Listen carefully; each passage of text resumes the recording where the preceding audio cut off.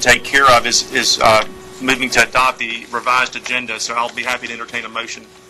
Oh, I'm sorry, we had the roll call first. Mr. Boyd? Here. Mr. Cope? Here. Mr. Fisher?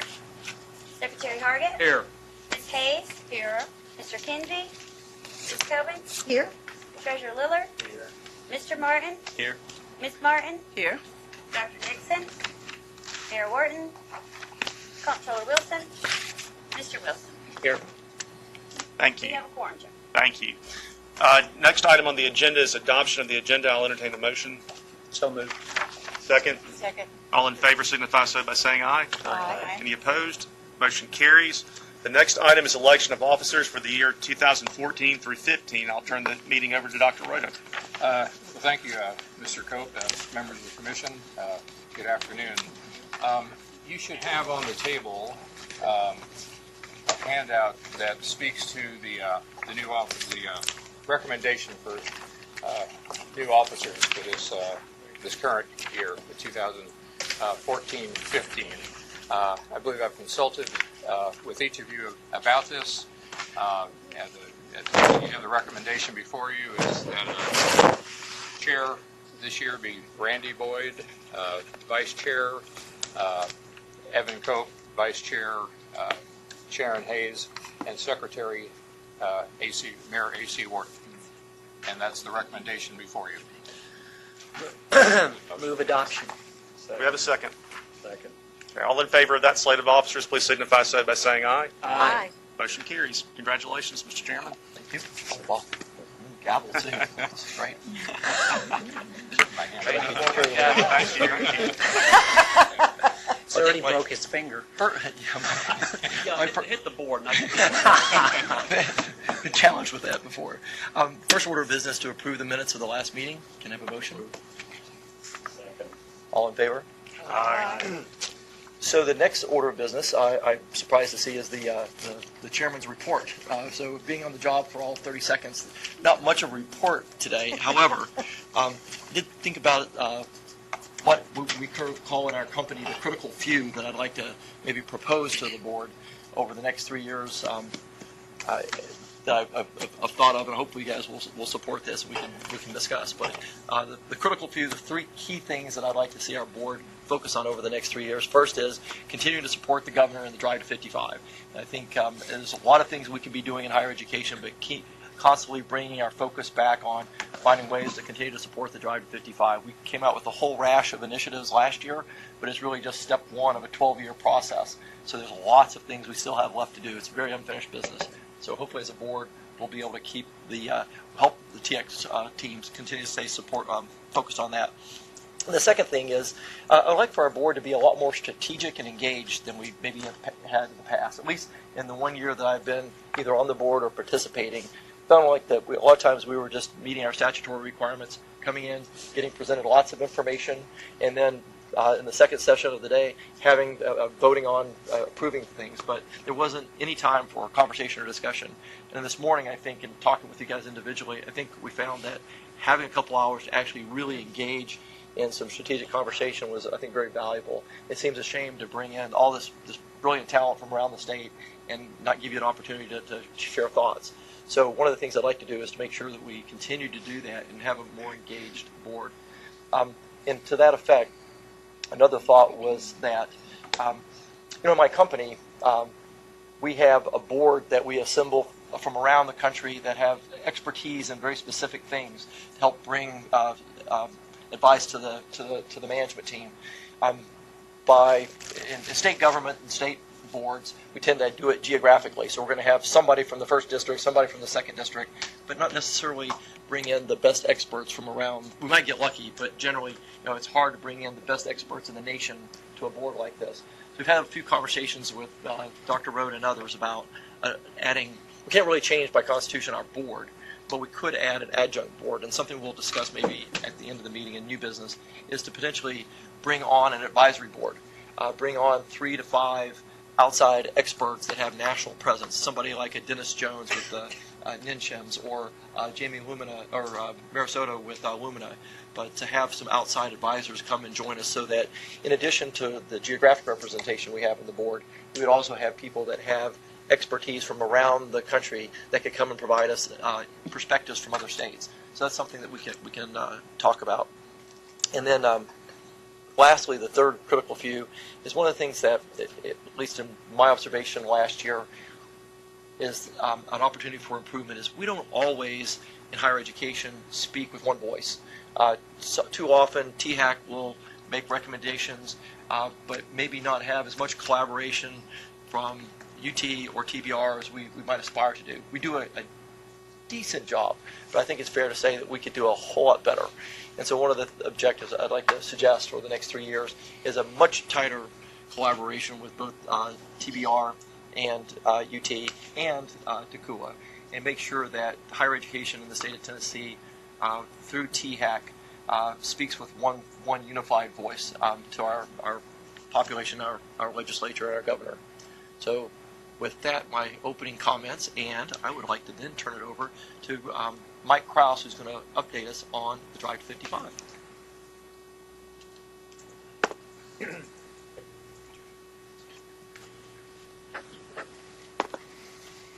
Well, thank you, Chairman Boyd, Dr. Rhoda, members of the Commission. Had to say that twice. Really appreciate the opportunity to come before you and just give a brief update on where Tennessee Promise, as well as Drive to 55, are on kind of the continuum of the project.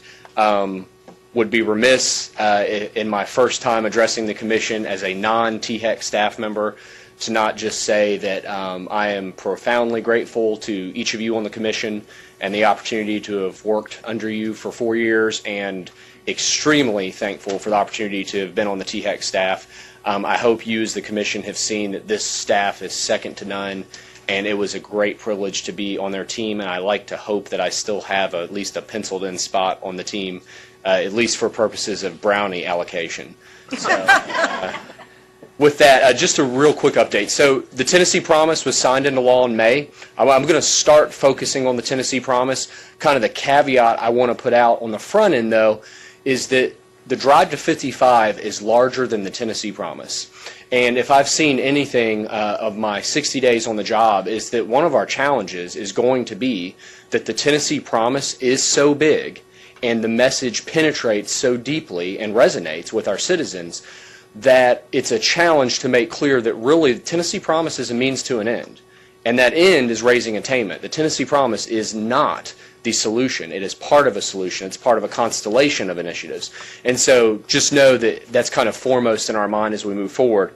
But I will start talking about the Tennessee Promise just because it's such a focal point right now. So when I came on board, really the first charge with Tennessee Promise was just to take care of some logistical foundations that needed to be laid. And so over the last 60 days, these are the tasks we've worked through. Tennessee Promise, probably one of its strongest features is that it is a community-driven initiative. And I will say that's said probably about a lot of government programs. It is truly becoming the case with Tennessee Promise. We asked county mayors to make the decision. And I'll tell you, many of them first said, why am I the one being asked to make this decision? And then when you explain, well, Mr. Mayor, you're the one that straddles not only workforce development but also education. We think this decision should rest with you. They were gratified and I think humbled. And they made the decision which partnering organization, whether it was Tennessee Achieves, the Ayers Foundation, or Ready in West Tennessee, would be their county's entity. In making that decision, I think they took some ownership. But we had to make sure 95 decisions were made. And so we spent a lot of time on the road talking to county mayors. Obviously, we're going to have to reach out to our seniors this fall, who will comprise the first Tennessee Promise cohort. And so we put together several pieces of a pretty comprehensive public relations strategy. And finally, and I think this could be one of the more important things we've accomplished the last 2 months, we went to all 13 community colleges. And we learned a lot. I learned where every Chick-fil-A in Tennessee is strategically. But those 13 presidents, I will tell you, they are moving out with a purpose. And I know Chancellor Morgan could confirm that. They have each have the vision for how their campuses will contribute to the Drive to 55 and the Tennessee Promise. We have held, I think, very productive talks with the TCAT system about how the TCATs can move forward. And obviously, we're continuing talks with Austin Peay, TSU, and TCUA, who are our associate degree granting four-year institutions. At every juncture, I've been very impressed with the ownership that those institutions are taking over the initiative's success already. Just wanted to give you a shot at what our website's going to look like. When you are trying to get a group of students to make an intentional decision to apply for the Tennessee Promise, this is our most important medium. The second is social media, and we will be very active on social media, as you'll see by the bottom of our page. Beginning approximately August 15th, we're going to say mid-August just to be safe because we're still in the development phase, students will go to tnpromise.gov and they will execute the Tennessee Promise application. We're going to ask them to do that, and they have until November 1st to do it. That is an incredibly short time window, and it's also seeking a behavioral modification in this group of students that we have not normally seen. This group of students would tend to be either last-minute registrants or late registrants. We're asking them a full year ahead to make this decision. Tennessee Achieves has been doing that for some time, and we think it's an important posture to put our students in moving forward. During the spring and summer, you'll see us really walking these students through each step of the requirements of the program. One of the questions we frequently answer is, what skin do these students have in the game? I will tell you they have a lot of skin in the game, and they have much more skin in the game than we have previously asked students to put in a financial aid situation. They are attending mandatory meetings, and those meetings are walking them through how to succeed in college. They are applying to community colleges at a much earlier juncture than they ordinarily would have, and they're completing 8 hours of community service for every semester that they receive the Tennessee Promise. Finally, perhaps most importantly, they are attending full-time. This morning when we were looking at community college graduate rates, the caveat that I almost stood up and yelled a few times was, that was an aggregate group of students that included a large group of part-time students. In Tennessee, when you extract full-time attendees at community colleges, the success rate is 65%. I think that's a number we can be proud of. I think when you look at Tennessee Achieves success rate, which are often in the 70% range, once you put them into the mentorship support network, I think we can be kind of excited about what's going to come out of the spring and summer phase, and then ultimately in August of 2015 when our first cohort enters. So that's kind of the light we're walking towards and the path we're taking, and it is moving quickly, but I think it's been very productive thus far. So as I alluded to earlier, we never want to lose sight of the other things we're doing, and really briefly I'll just touch base on a couple of different projects that are, I think we need to remain focal. First, Tennessee Promise is not just about first-time freshmen coming out of high school. There's a component which is the Tennessee Reconnect program. You will see us get very active on this publicly during the spring, but this is to draw our adults to a Tennessee College of Applied Technology, many of whom maybe have attended higher education and were not successful. Something to just point out, if there's any place in higher education for these adults to end up in the nation, I think a TCAT could be the best place. The completion rates, the job placement rates, and the comprehensive network of support that a TCAT offers, we're very excited about Tennessee Reconnect and think that while it will always be in competition for messaging with Tennessee Promise, it could have an equal impact. The sales program, which I've talked to you about on several occasions, I'll just briefly tell you, Tennessee's attempt to address remediation by delivering it in the senior year through sales last year was incredibly successful. Of our 8,400 students, 88% saved a semester of college, 66% are remediation complete, and for a $1.1 million investment, those students saved $6.6 million in tuition. Those are incredible numbers for a first-year project. This year we'll be expanding to 14,000 students. Just to put that in perspective, last year we had 11,800 students that required remedial math in Tennessee's community colleges.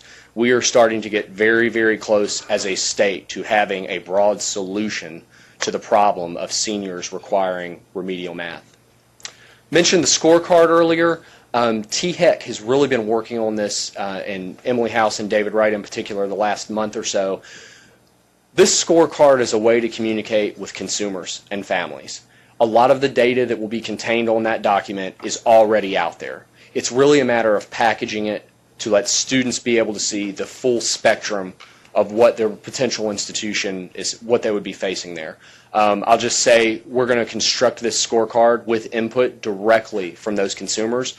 We start focus groups Monday morning with students and families and parents, and we will hear from them the metrics that matter to them.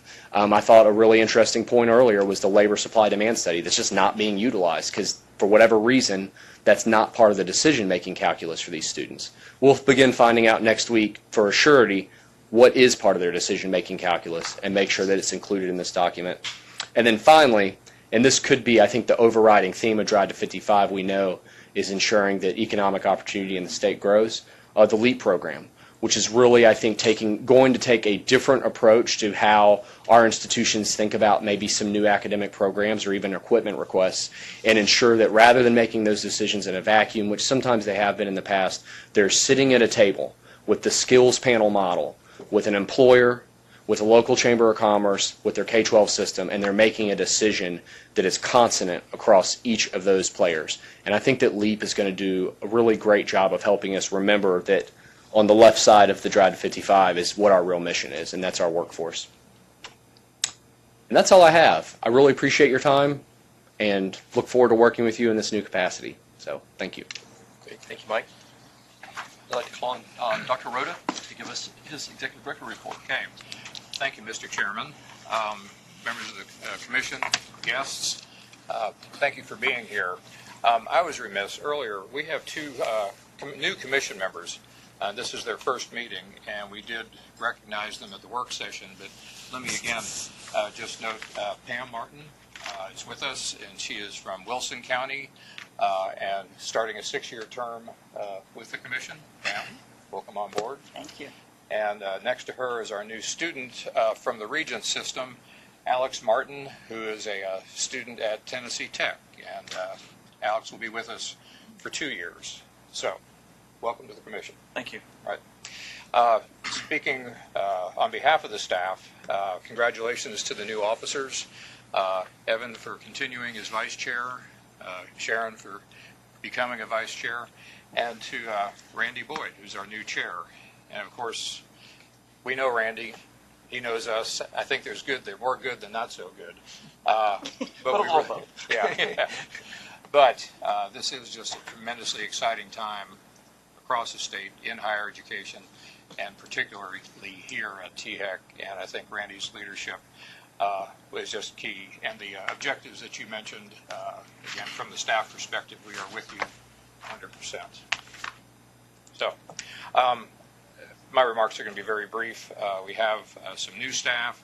Let me start on a sad note. We are losing a key staff member, Penny Shelton.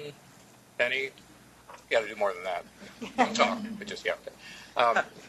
Penny has been with us for a few years. She came to us from Secretary Hargett's office and started with us in the policy area, and then she took on a new position, which would kind of straddle the lines of K-12 higher education in the area of career technical education and workforce development. She is leaving us. She's following her heart. And she is leaving at the end of July, but she is to be married when? 23 days, Howard County. But anyway, so just wanted to thank Penny for being with us, and you've done a lot of great things, and we appreciate it. Right.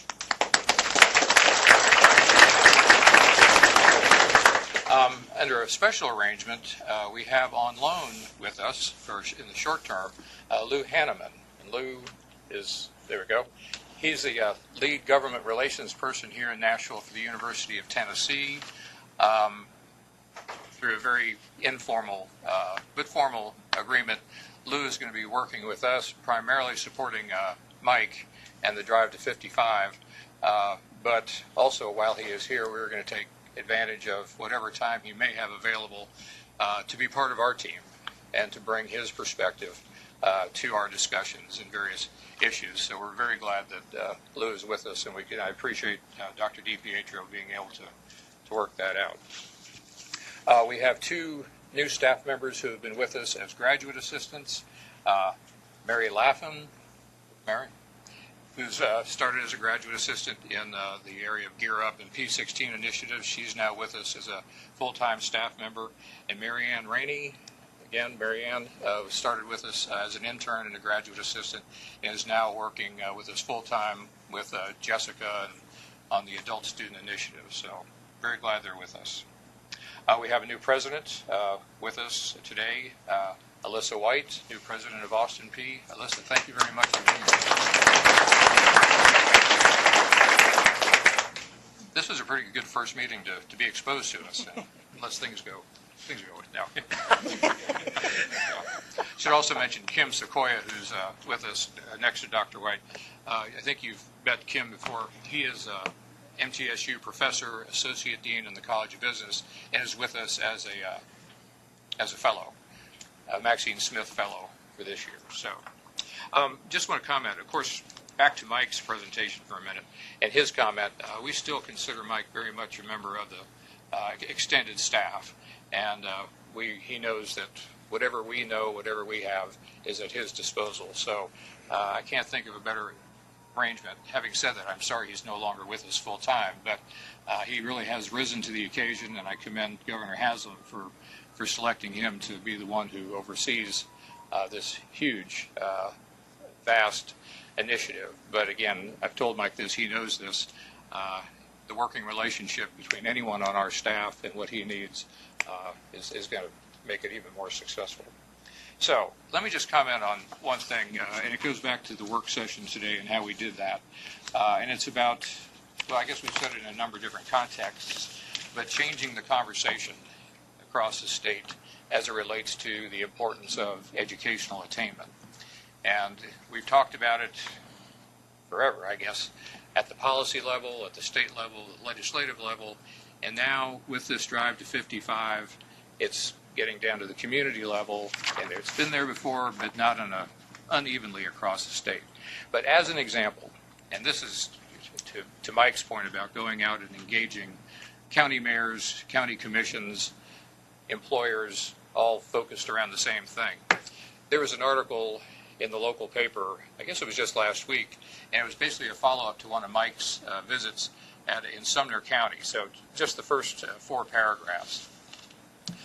With Sumner County ranking 5th for adults with post-secondary education in the Middle Tennessee region, leaders are looking for ways to encourage more people to earn a college degree.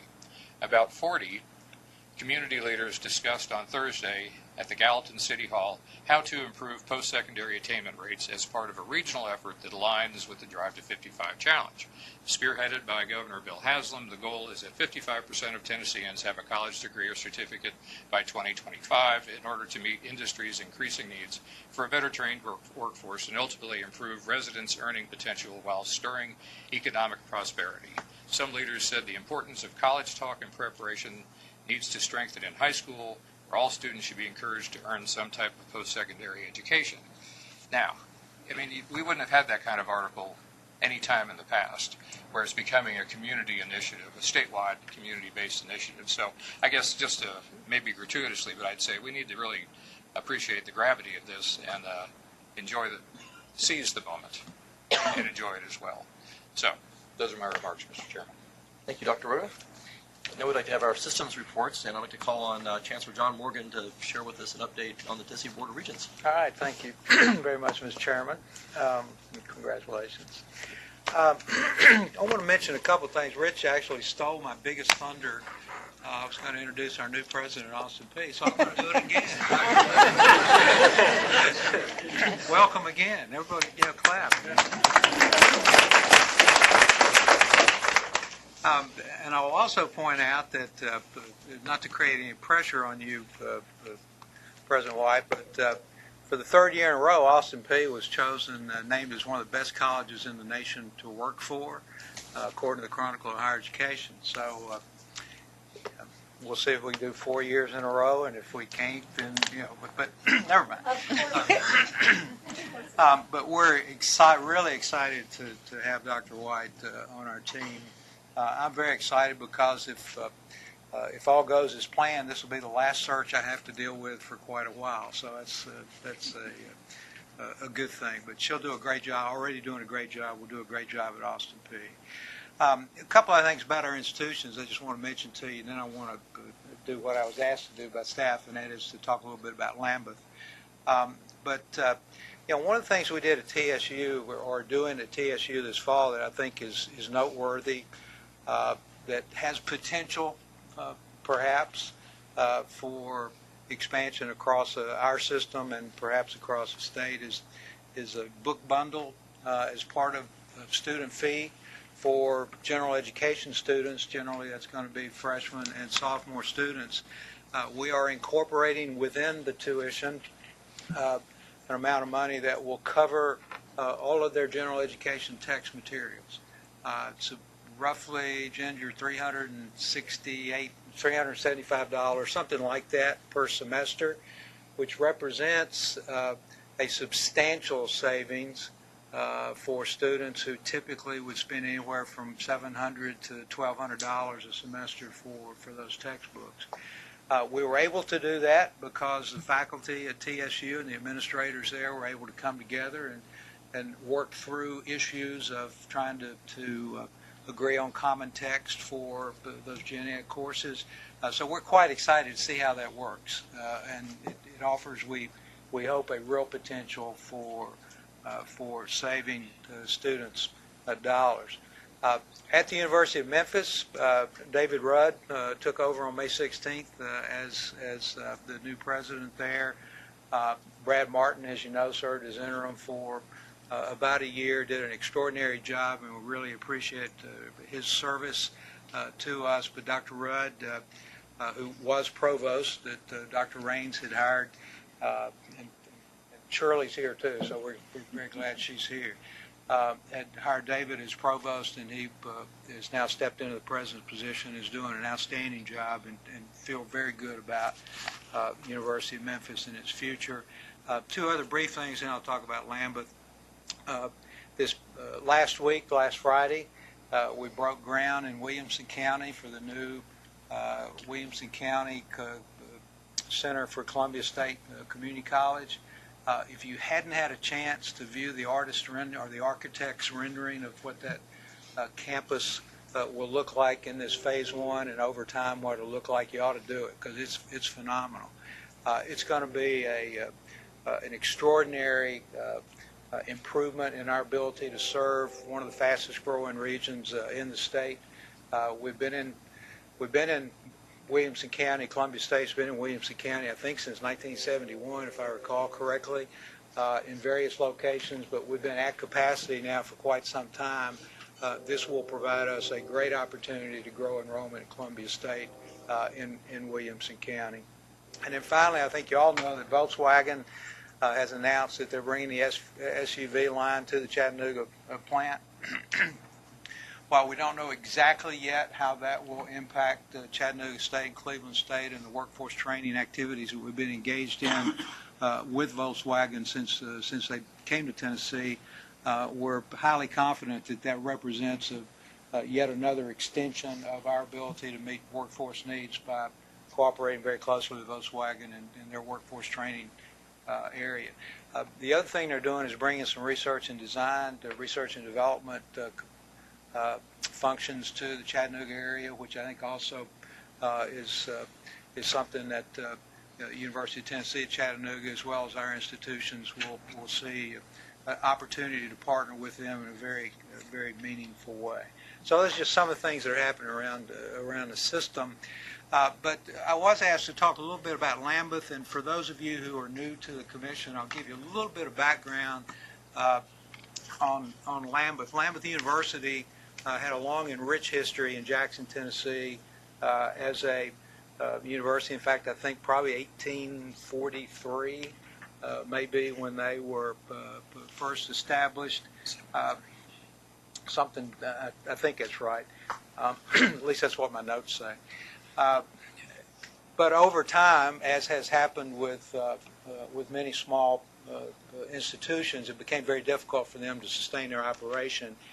So they did get in some financial difficulty, and in mid-June or mid-2011 reached a point where they could no longer really sustain a viable operation as a private institution.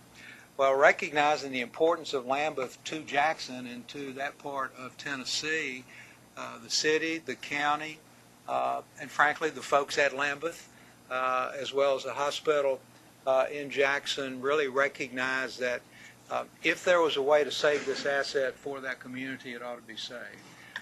So due to hard work that Shirley Raines and others did, and working with the governor's office at the time, and we were able to figure out how for the University of Memphis to assume the operations of an institution at Lambeth. It's now known as the Lambeth campus of the University of Memphis. And I have to say, from my perspective, I think from our perspective as a system, and Shirley would welcome you to add anything to this that you would like to, it's been extraordinarily successful. The communities did come together, made financial contributions. The hospital made financial contributions. The state put up a significant amount of money on a non-recurring basis to help us phase into that operation. And we are, I think, very much meeting expectations at Lambeth, and perhaps for some of us, I think we're actually exceeding what our expectations were. We now have enrollment. We had enrollment increases of about 60% this year at the Lambeth campus. We were, I think, a head count enrollment for last year was somewhere between 500 and 600, or FTE was somewhere between 500 and 600 students. We're up to close to 800 students now, I think, and anticipate this fall that we'll be around 800, slightly more potentially in terms of head count at campus. 35 full-time faculty members. We're offering 19 undergraduate programs right now that will continue to grow over time, 10 graduate programs. We have opened the residential facilities. We renovated one of the dormitories there, and that is now, I think, expected to be at capacity this fall. We have a vice provost at the University of Memphis specifically for Lambeth, located at Lambeth. Niles Reddick is our vice provost. That's a name some of you may remember. He was in our system years ago. He was Tullahoma. And is now back in Jackson, and that's a very, I think, an important improvement to give us a very good administrative presence there. It's become a full-service institution. The recreational facilities up and going. We have food services now in the Wilder Center. We're using all of the academic space, or all the academic buildings at least, are now occupied and being utilized for their intended purpose. And while this is perhaps a little premature, surely Dr. Rudd told me it's okay to say this, so I hope it's okay indeed. But we're just finalized a $1 million gift from the Ayers, Jim and Janet Ayers, that will serve as the kind of the foundational gift for a $10,000 campaign. We think by the time the campaign officially is kicked off in August, probably there will be an amount of money to at least match that first gift, and we'll probably start the campaign with at least $2 million in hand.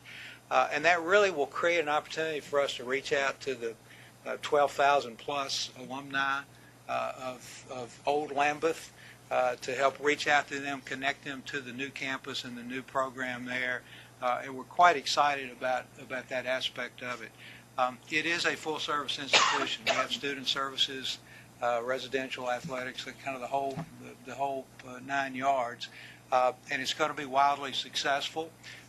We also are finding ways to have joint and cooperative programs with Jackson State, and believe that as we move forward with Tennessee Promise and the other Drive to 55 initiatives out there, that it creates real opportunities for synergies across our system, across our institution, and frankly across systems. So we're very excited and thankful to those who helped make Lambeth a real possibility for us. From a financial operating standpoint, we're on track. We've had pro formas that have been prepared, and when you look back at what we thought would happen, we're pretty close to where we thought we'd be. The state subsidy, the non-recurring dollars that the state gave us on a phased-in basis, I guess we're now in the fourth of the 5 years of that. Would expect another $1 million in the next budget. But frankly, we're at a point where the operation is providing sufficient revenues to cover normal operations, and we're able to carry forward some dollars that can be used to help continue to renovate the capital facilities there. There's an old campus. There were a lot of things that needed to be done, but we've made some substantial improvements already, and we'll continue to do so. So it's a success story, and it's one of those things that I think, Rich, all of us who had some part of that along the way, Claude, we can all feel good about what we've done at Lambeth. Amen. Yeah. John, if I just comment on behalf of the independent colleges, we really do appreciate how you handled the transition, because you did it with dignity and with honor. And you're honoring the legacy of Lambeth, which is important, I think, not only to the alums, but to Tennessee as a whole. And we really appreciate how you've handled the transition there. Thank you very much. That's my report, Mr. Chairman. Thank you, Chancellor. And now to speak for the University of Tennessee, Dr. Joe DiPietro. Thank you, Mr. Chairman. Congratulations on your appointment. Look forward to working with you the next 3 years. Obviously, this gentleman before me stole a little bit of thunder, but it doesn't really matter. The VW opportunity in Chattanooga is a good one for UTC. It also, I think, spells heightened interest on the part of UT Knoxville from the standpoint of that engineering program and its relationship, particularly with the R&D facility. At bare bones, they're going to need 200 engineers in Chattanooga. And that's a good thing. And the interesting thing in going to that announcement is they've decided that Chattanooga will be their hub nationally for the national market, the North American market, for production of automobiles as well as design. So this design center will be the place in North America. They design their vehicles for the U.S., so we're happy about that.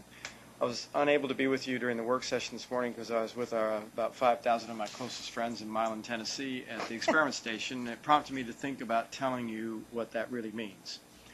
So if you look at our University of Tennessee Institute of Agriculture, it has 10 experiment stations across the state. And these are places where they actually take technologies or ideas that have been discovered in a laboratory, say at Knoxville or at another location, and take them to a real-world application and see if they work. And we are blessed with it being, I guess, the granddaddy of a tilling or a production system called no-till agriculture.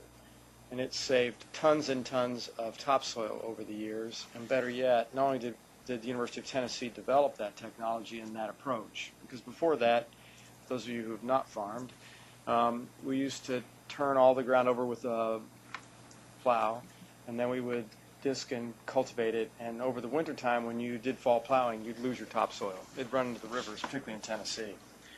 So this thing has become so big now over time from the standpoint of adoption that literally just about every acre of soybeans, cotton, or corn in this state, and in all the other states that have row crop production, probably 99% of them adopted this technology. That's just in the United States. But then on top of it, it's become international. There are several African countries that use this technology now because of our ability to get the information to them globally too. But it's an ideal example of what the land-grant mission is for the University of Tennessee, and the fact that not only have we communicated it with our own people, but beyond.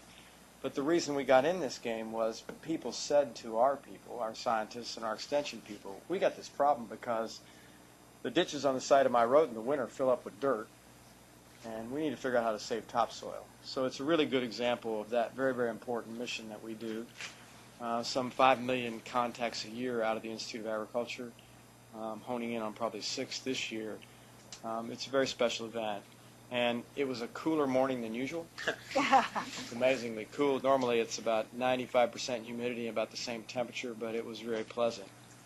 I also thought it'd be important to let you know, with the Joint Resolution 626, which was about our student activity fees programs, that we ended up in conversation with the legislature this past session, that during our June board meeting we adopted policies via our board.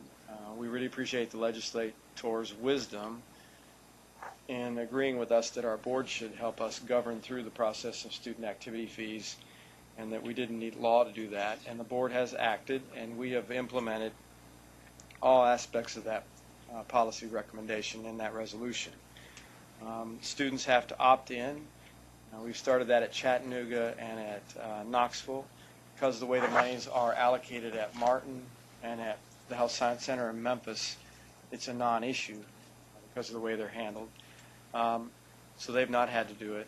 The opt-in has I think at Knoxville, the latest number I heard as of yesterday was about 14,000 of the students have already opted in to pay the fee for student activities, and this is just the fees for speakers on our campus.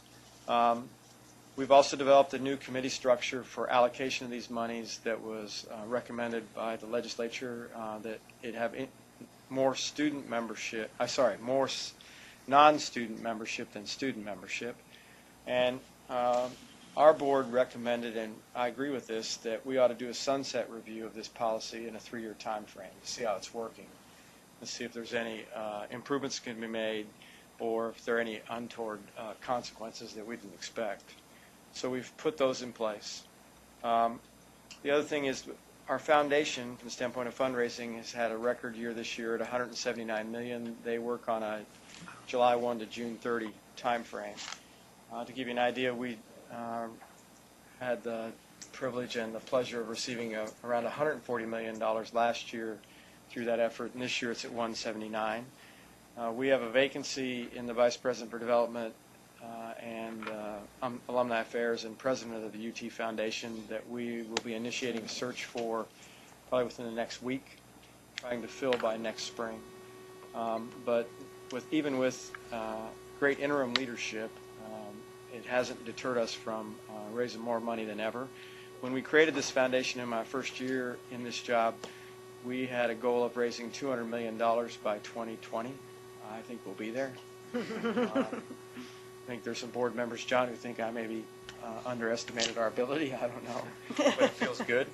And the last thing I'd share with you is as a result of a lot of reflection before and during and after our last board meeting, or Board of Trustees meeting. As I started to reflect on where we're at with education in the state, I felt like it was important to say to our board, I really feel that our model around how we fund higher education in the state is, I think I said it's broken, that's maybe too strong, is distressed or troubled is maybe a kinder way to put it. And so what I'd like to reflect on with you is that if we look at the last time frame of, say, the last 10 to 15 years, we've moved from a model in public higher education of it being an enterprise that's paid for to a greater extent by the state, about 59% of the cost, to a model now where the students bear more, and the students that day were paying 29%. It's just about flipped the opposite. The two lines crossed a year or two after the recession, and they would have crossed sooner if it hadn't been for the ERA money. And so in my time frame in the first term of my office, over 4 years, we've had 12, 8, 6% tuition increases. And the reality is, while we put a lot of money back into institutional support, I'm starting to worry about the sustainability of what we do with those kinds of increases. And this is more than me walking into this fine city and over to our legislative plaza and with my hand out saying, man, we need more money. It's about us also looking at ourselves in the mirror and saying, we have a partnership with the state in this regard and with our students. And we have to look at the 3 E's. We have to be more effective and efficient. We have to be entrepreneurial and figure out how we can generate revenue through new approaches. But then we also have to not allow the state to think the priority doesn't need to be high for higher ed. And I believe we need to develop an alliance, a coalition, there are lots of words for it that can be used, that talks about education in the broadest sense culturally across this great state. It says it's really, really important to our future. If you think about our tradition of being a land grant founded in the 1860s by Senator Justin Morrill, part of the thing was this whole thing I talked about earlier about getting the information out to the people vis-a-vis, no-till capability. But the other piece of that act was looking at access for common people to higher education. And what I worry about at the University of Tennessee is that as we continue to try to ramp up tuition, we're going to start to hurt our access and our availability to the people we need to serve. And this is really everybody's problem in Tennessee. And it's everybody from the truck driver to the neurosurgeon, to the grandma and grandpa and parents, to the professors and students we have, to our elected officials, and to mine. And so we have to figure out a way to solve this problem. And part of it's saying that the priority around education, and I would use it in the broadest sense, it's not just higher ed. I mean, I could be parochial to that. But it's also K through 12.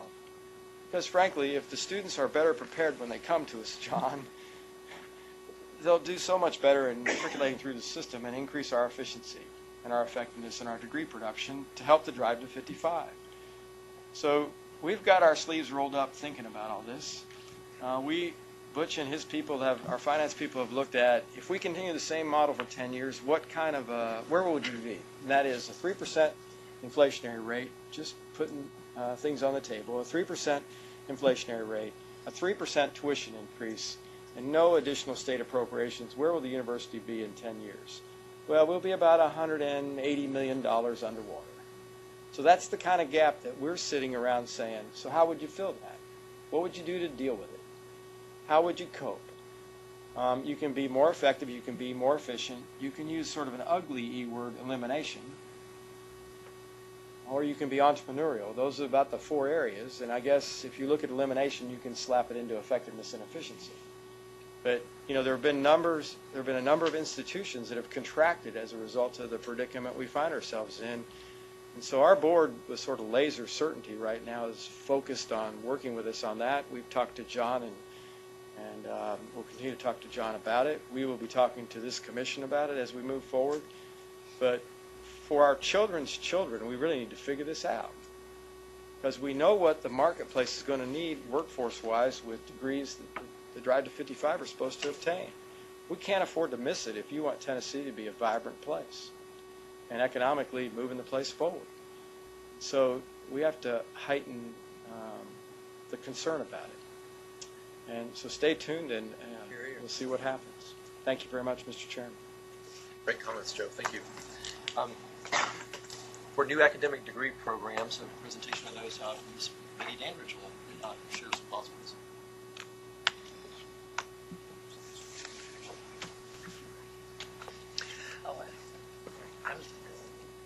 I hear you. I'd like to say good afternoon, Chairman Board, and congratulations to all of the new officers, Dr. Rutter, and members of the Commission. I direct your attention to Agenda Item 2B in your notebook. There are 3 new academic programs that will be considered for a recommendation today. And the first one is the graphic design at East Tennessee State University. And this program is currently within the Art BFA program that consists of 9 focal areas, including graphic design. The curriculum for the Art BFA program is structured to allow students to take their major core and electives in their area of interest. Students interested in one of these 9 areas are initially enrolled in the Art Bachelor's of Arts program, but they are not admitted to the Art BFA program until they have passed the portfolio review course. On average, there are about 20 graduates that earn the Art BFA degree, with less than half earning the degree in the graphic design area. Universities with programs in art and design seek to achieve and maintain accreditation with the appropriate accrediting agency. As part of THEC's performance funding quality assurance program, it requires that all accreditable programs are accredited by the discipline-specific agency. The accreditation process is very detailed, and it requires that departments undergo periodic reviews of their programs that require self-study as well as an on-site visit. At their last site visit, the accrediting agency for art and design recommended that the graphic design, since it had the largest emphasis of the Art BFA program, that the department should consider this area as a standalone program. The agency also recommended that additional space would be needed for this program expansion. ETSU responded by addressing the productivity implications, and as part of the THEC requirements, we look at productivity every 5 years, and for baccalaureate programs to be considered productivity, they must maintain at a minimum of 10 graduates per year. The faculty looked at the productivity implications and indicated that there were no negative consequences were identified, and more importantly, it would allow the graduates to be clearly identified to the employment sector as graphic designers. Additionally, the faculty studied the facilities allocation and recommended creating a workspace area with lighting and technology upgrades. Overall, the expenditures for this program are very minimum in comparison with the projected tuition and revenue. Recurring costs would include professional development for faculty to stay current in their field, along with supporting a studio art, the MFA student, as a graduate assistant, and that person would assist with labs and other instructional activities. Over the 5-year period, 28 graduates are expected to complete the program. The creation of the graphic design program would respond positively to the accrediting agency, as well as strengthen ETSU's arts initiative. This initiative was launched in February 2013, which would position ETSU to expand its arts programming, as well as promote partnerships with businesses and other organizations. The graphic design program will be consistent with other accredited programs and would also increase employment opportunities for these graduates. Depending upon the type of industry employed by graphic designers, the projections are subject to increase by 35% in the next 10 years. TBR has approved the graphic design BFA program at their June meeting, and the THEC staff recommends approval of the graphic design BFA program at East Tennessee State University. A motion for approval? So moved. In a second? All in favor? Aye. Thank you. The next program is at Middle Tennessee State University, and it's with their Theater BS. And it's very similar in terms of accreditation that's also driving this approval request. Currently, theater is one of 2 concentrations within the speech and theater BA and BS program.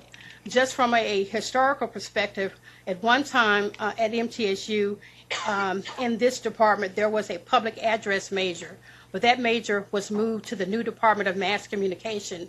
And when that occurred, then they combined all 3 of the existing programs under one umbrella of speech and theater. Just as with the accrediting agency for art and design programs, there is a distinct accrediting agency for schools of theater. Currently, there are close to 200 schools of theater across the U.S. There are 5 public institutions here in Tennessee. Austin P., you just approved their theater and dance program at the last commission meeting. We also have programs at East Tennessee State University, University of Memphis, UT Chattanooga, as well as UT Knoxville. Program duplication is typically common for traditional liberal arts programs. THEC requires that all theater programs be accredited, again under the performance funding program, by 2015. MTSU was seeking this accreditation, and based on their self-study and site visit, the accrediting agency strongly recommended that their program title of speech and theater, that it wasn't consistent with the curricular content. It was more aligned with the department name rather than the curriculum. And oftentimes, students really thought that they were getting a double major. And so the agency indicated that that the title was linked to the administrative unit. So therefore, in response to this accrediting agency recommendation, MTSU submitted a proposal to TBR to elevate the theater concentration to a standalone degree program. Additionally, the faculty also proposed to only offer a theater BS program, and they thought about that because the theater BS allows students to select from all of the minors in order to obtain a theater BS. But for a theater BA program, they would be limited, so it provided students with much more flexibility. And that's one of the things that came up today during our work session. So this is really in response to faculty being responsive to students. Because typically about 90% of the graduates were already being awarded degrees with the theater BS rather than the theater BA program. No new funding will be required since all of the revenues and expenditures for the theater concentration will just shift to the theater program. Since current juniors and seniors may elect to continue in the current program, there were no graduates that were projected for the first 2 years, but the department does expect to graduate 20 students annually beginning in the third year of the program. In response again to a recommendation by the Theater Accrediting Agency, MTSU proposes to shift its very strong theater concentration to a standalone degree program. In the site visitors report, the agency highlighted the faculty and staff dedication as well as their qualifications, as well as the investments in renovations to the Tucker Theater and technology to support the program. This program was approved by TBR last month, and pending the Commission's approval, the accrediting agency stands ready to grant accreditation to MTSU for its theater program. THEC staff recommends approval of the Theater BS program at Middle Tennessee State University. Having a motion to approve? So moved. And a second? All in favor? Aye. The final program for today is the Computer Science Master of Science program at Tennessee State University. And this program will provide a solid foundation of computer science and advanced knowledge in two high-demand areas, which are high-performance computing as well as cybersecurity. The program is designed for students who seek advanced credentials for employment in industry, as well as students who may wish to pursue a PhD in computer science or related field. Students will have two capstone options, either going the thesis route or a design project. Graduate programs require site visits, and a site visit was conducted in the spring, and the reviewer was from the University of Buffalo, and he noted that the proposed curriculum was well designed, that the faculty was well qualified, and the department was building upon a successful ABET accreditation of their computer science BS program. Funding for the computer science program will be generated by tuition fees with some existing research grants from the National Science Foundation. The program costs will include salaries for two new faculty positions beginning in year 2, as well as they will also fund 4 graduate assistantships. Over the 5-year period, there will be close to 80 graduates will be expected to complete the program. Students will have access to a wide range of support services with state-of-the-art computer facilities.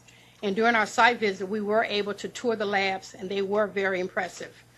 Faculty will review program and student learning outcomes on an annual basis to determine if program revisions are warranted. There is no accrediting agency for the graduate computer science program, but the program will, once it's fully implemented, it will undergo and be in a cycle for evaluation under our performance funding program. In summary, the computer science program responds to a STEM workforce need in 2 high-demand areas. It builds upon an accredited bachelor's program. It has excellent faculty expertise and first-class facilities and equipment. And this program has also been approved by the Board of Regents last month, and the THEC staff recommends approval of the Computer Master of Science program at Tennessee State University. You have a motion to approve? So moved. Second? Second. All in favor? Aye. Motion passes. Thank you. Thank you, Betty. And now for a discussion of authorization of new institutions and approval of some new programs. Dr. Stephanie Ballard Chase, please. Thank you, Mr. Chair, Dr. Rhoda, members of the Commission. Good afternoon. I have one action item for your consideration today.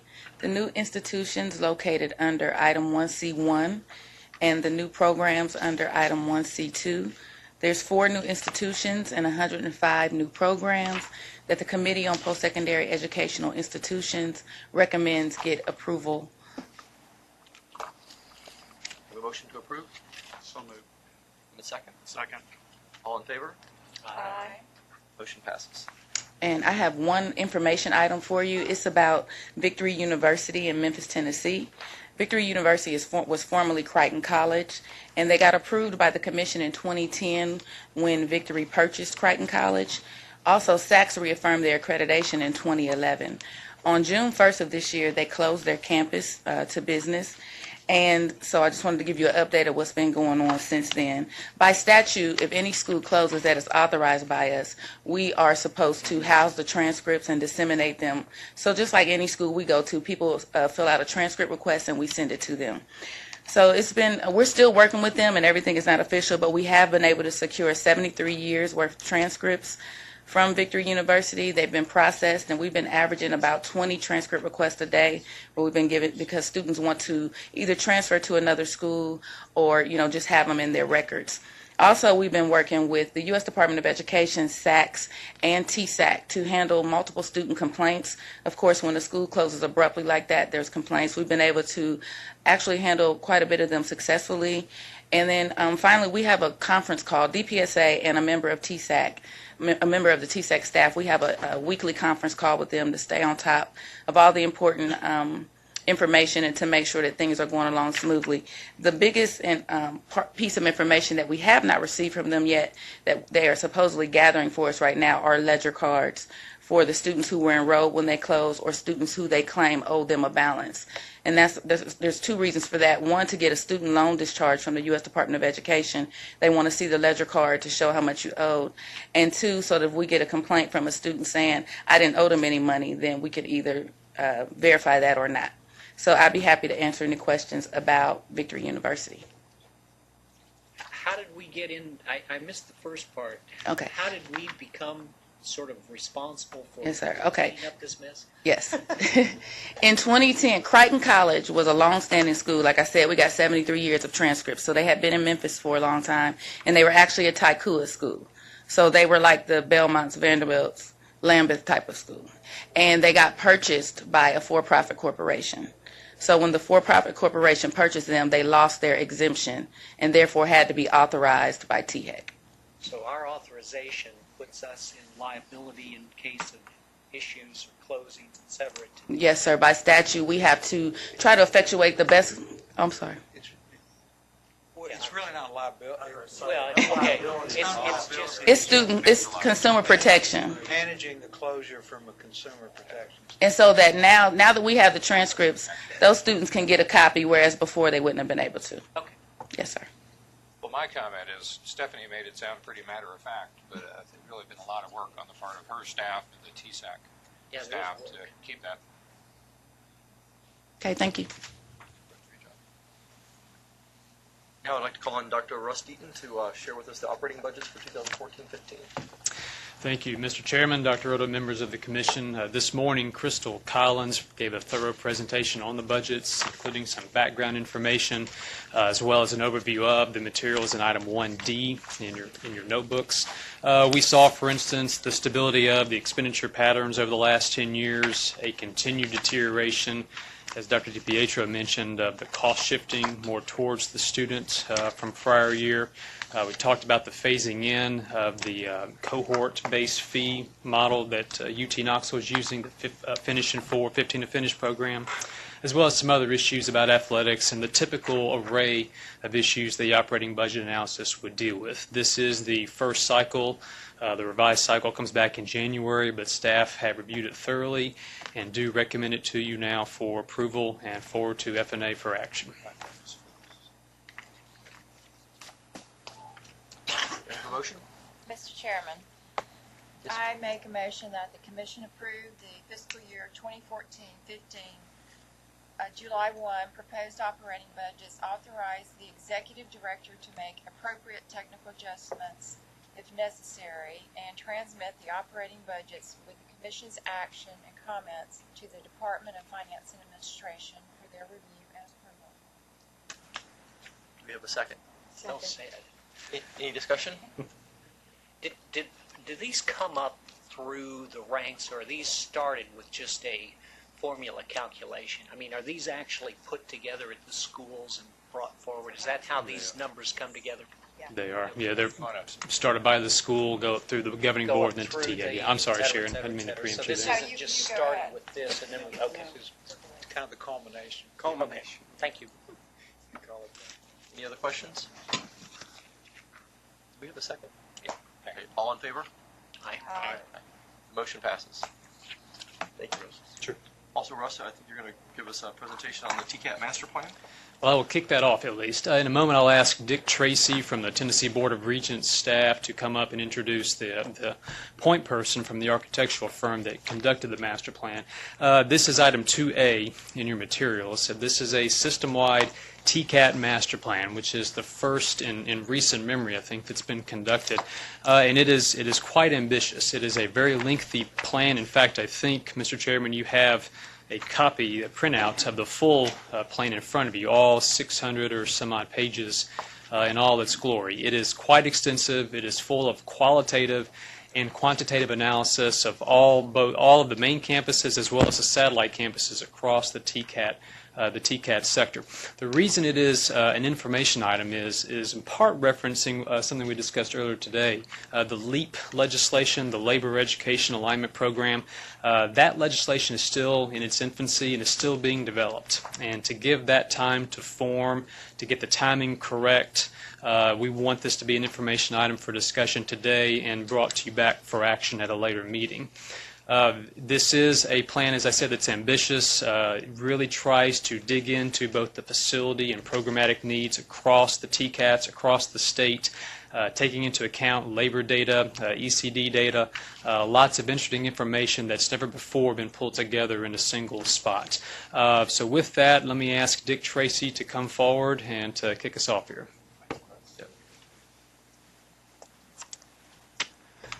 Good afternoon, Chairman, members. Like Russ said, that we've been developing this master plan. I think we've been working on it about 3 years, either in-house gathering data. The heavy lifting's been by Carl Manka, who usually presents the master plans, and Dr. Puryear from the TCATs to help develop this. But this is in accordance with the TBR's guideline for master plans and the THEC policy for master plans. What's different about this is it is a statewide master plan, so it's basically 27 master plans rolled up in one to look at the system-wide. And so at this time, I'd like to introduce Woody Giles, who's with Tunnel Spangler Walsh, who's going to do a presentation of the master plan, and as soon as he's completed, we'd be open to any questions. Thank you. Woody?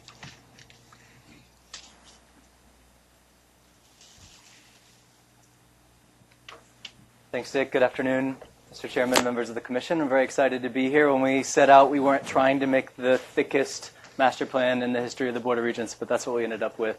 There's a lot in there, so I'm going to try and just get the highlights for everyone of what's in there. There's also an excellent summary that everyone has.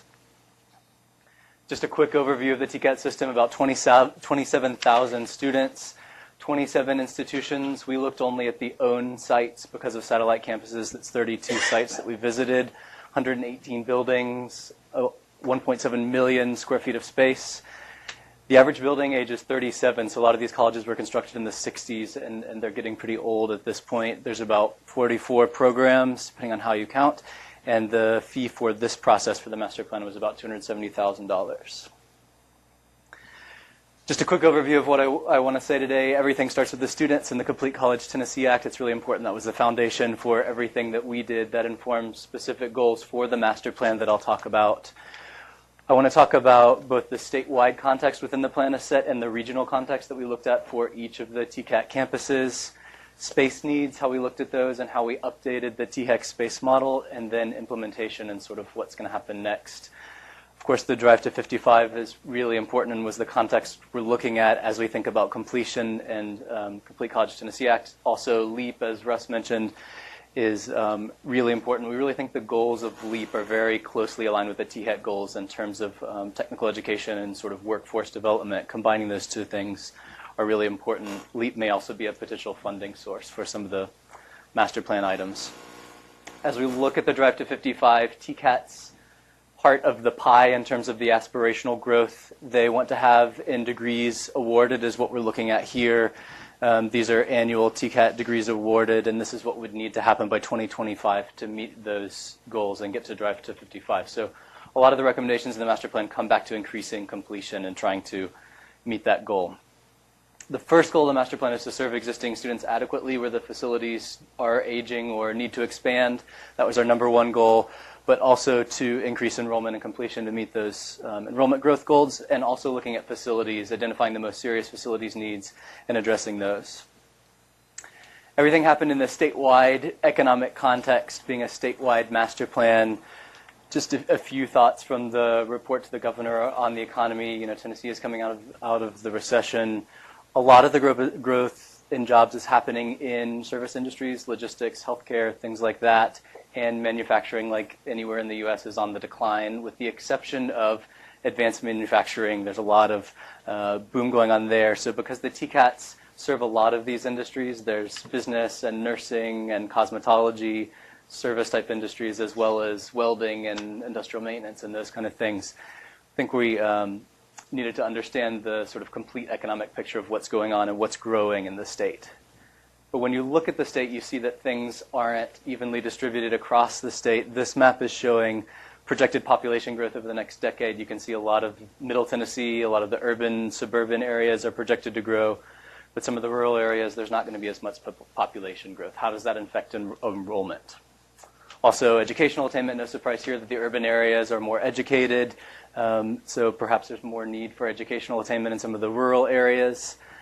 Unemployment, again, a lot of the rural areas are struggling, needing more training to meet those jobs. So when we look at each of the TCATs, and each of the black dots on this map is one of the 32 sites that we visited, we can see that the context is really unique. So what we did was take each workforce investment area in the state. You can see an example here that has two TCAT campuses in it, and looked at some data, understanding what the population growth projection is in that region, how old are the workers, how much are they making, what are the major industry sectors, what industries are a bigger portion of the economy in these regions than they would be statewide. And we did a few projections based on data that comes from the State Department of Labor. This is from their database. This is really great data that they put together based on industry and region. So not only how much are jobs growing in the region, but how much are jobs in an individual industry growing in that region. You can see, this may be hard to read, but the first one up there is automotive technology. In this particular region, it's predicted to grow at 1.8% per year. That's a program that was taught on this campus, so we say that that's doing well, and it gets a favorable job outlook. So we paired up every program that's taught on each TCAT campus to this data to try and understand how strong is the industry growth, what are the need for graduates in these areas. And we also ran the numbers for programs that they're not teaching. So maybe in a particular region, healthcare or a part of healthcare is growing really strong, but there's not a program taught on the TCAT campus. That could be an opportunity for the future. So we can't learn everything from the regional data, so we went to all the campuses and said, we need you to tell us what's going on, what the local context is. We interviewed hundreds of instructors, all the campus directors, and all the members of the business and industry advisory boards that each campus has. So a lot of local leaders, county managers, economic development folks, major employers, and used that information to supplement the data that we had to really understand what's going on in the region, the context of each of these. We got a ton of information from this when we asked what the needs were for each campus, and a lot of the information came from the instructors. My favorite comment from one of the instructors on one of the campus when we said, what are your needs? He said, more space, more money. So I wanted to bring that to you all today as our executive summary, I guess, of what the campuses are asking for. A lot of great, we asked the campuses, what one word would you use to describe the future of your campus? And we got a lot of great words here, innovative, modern, a lot of excitement about the future. I think the TCATs are doing an excellent job at doing what they do, at doing workforce investment, and we felt like there was a lot of optimism about the future and a lot of support for the master plan. The second component of the master plan, after we understood the regional needs from the data and the campus perspective, was looking at space. We took every program, looked at the enrollment in that program today, the expected growth, how many square feet they have, and how many square feet they need. So what you're seeing on the chart here is a bar for each program on a particular campus, showing how many square feet they would need to serve their enrollment today. THEC, as you know, has a space model with separate number calculations for universities and community colleges and technical colleges. And we spent a lot of time redoing the numbers for technical colleges, which is because the numbers are pretty complex. What we're seeing here is a sample program. I think this may be welding. Each dot represents a campus, and the vertical axis is how many square feet per student. So you can see that there is a campus somewhere in the state that's teaching welding with about 90 square feet per student, and another campus with 550 square feet per student. So there's an enormous amount of range. When we went and talked to the campuses, we learned it was even more complex. We said, you have this much space. How are you feeling about it? Is it enough? Some of the people down at the lower end said, we're doing okay. Those are the green dots. We don't have much space, but we're doing okay. Some of them up at the higher end said, we have more space than that, but that's not enough. So we realized ultimately it was hard to have one number to say you need 100 square feet per student or whatever the number is for each program. So we developed for every program that's taught, almost every program that's taught in the state, a range of acceptable space that says, for this program you can have between 150 and 250 square feet per program, just because things are complex. Equipment is different. Things aren't always taught the same way. So we really think we got a good handle on what's out there today and what the needs are, and that these ranges are going to be really helpful, not just for the master plan and determining needs, but as there are future projects, buildings constructed, understanding what ranges to put in there. So just quick summary of what the changes were to the THEC space model. The lab standards, as I mentioned, ranges for almost all the programs. The office standards are the same as they would be for community colleges or universities. We also updated classroom standards. The THEC teaching model is a little different. There's not necessarily lectures and labs. Sometimes those bleed together, which is why I have classroom in quotes. But we developed new standards for that, and also just looked at standards for some of their other kinds of space. Open computer labs, their technology foundation, which is the remedial education, food service, student spaces, meeting space, central storage. So we developed metrics for all of that and ran numbers for each of the campuses to see where they stand. So again, a lot of elements out here looking at space and what the needs are. The combination, the results, I guess, are a combination of the space model of those numbers we looked at, but also what we learned from the campus and what's going on in the region. So we tried to boil all of those things together and get a master plan for each campus. This is a sample. As Dick mentioned, there's about 30 master plans within that document. This is a sample of what you see. There's a lot of renovations and migrations recommended just to move things around and make better use of the space that they have, or if there's vacant space, use that first. But there's also, this is a bit hard to see, but this is a campus on the right that shows the new building, a small proposed addition for a program that needs to expand, and a new building that would allow space for new programs. The recommendations really vary by campus because the needs are really different by campus, but this is typical that you'll see recommendations for some renovations, some moving things around, and some new buildings and additions. So in terms of implementation, what the master plan does is identify the highest need programs on each campus based on the factors that I mentioned. It also identifies expansions to existing programs and creating new programs in order to increase enrollment and meet the Drive to 55 goals. And the recommendations are pretty big, both migrations and expansions, new buildings, but also site improvements, in some cases looking at new sites or leased space. So a lot of different implementation items. In terms of facilities, we did the most comprehensive walkthrough to date of all the 1.7 million square feet in the system, and there's a lot of data that was updated. Just the most serious building systems that we noticed were building enclosure, just because the buildings are old. There's a lot of issues with windows, insulation, that sort of things. Roofs and HVAC systems made the list, which I know is in your budget for some of those projects for next year. ADA issues in the restrooms, electrical systems, just because some of the technical programs didn't exist in the 60s, so there's more capacity needed electrically than there were. So a lot of issues. We also identified just the 14 lowest scoring buildings. But in general, those systems are the ones that need most attention statewide, facilities-wide. So in terms of priorities and next step, the master plan identifies the needs and opportunities on each campus. We're having ongoing conversations with the Board of Regents about how we prioritize those at a statewide level. Of course, there's some existing capital requests out there, both statewide for facilities and for expansions on individual campuses.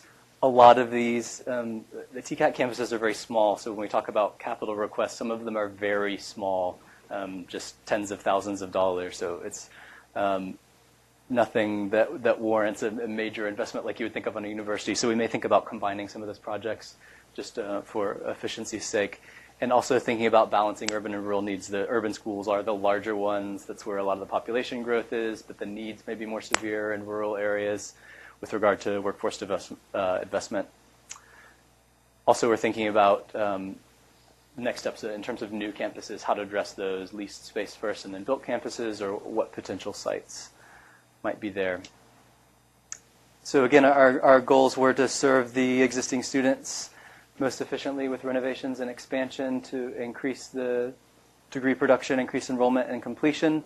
Altogether, just a rough estimate because we haven't gone through with an architect and looked at all these projects, we're thinking about $85 million in projects, so all of the renovations, expansions, and new buildings, not the facilities repairs, but just the recommendations would be about $85 million statewide, and the capital maintenance priorities that is not, the facilities needs rather are not addressed in that $85 million, so that would be a next step to address. Turn things back over to Jeff. Thank you, Woody. We're open for any questions. James King, the Vice Chancellor, is here to help answer any questions, and Dr. Puryear about any programmatic questions you may have. Any questions? Put you on the spot. So I know that there's a very thorough process at TBR to determine the priorities, and I know we got to go through that exercise, but just off the cuff, if you had to pick like the 3 most screaming priorities in that $85 million, is there certain areas that just jump out at you that you feel like was the most obvious and most in need? I think, and James King can probably help answer that question. I think it's how you want to what you want to look at as you're developing your priorities. And one of the ways we're looking at it is the number of credentials and where we can get the most credentials. So based off of what Woody's discussed, the majority of that's going to be in the urban areas. So currently we're looking at some lease space we're working on, we just got a lease approved in Wilson County, so we'll be expanding, and we're working on one in Portland. So we're looking at the Nashville area.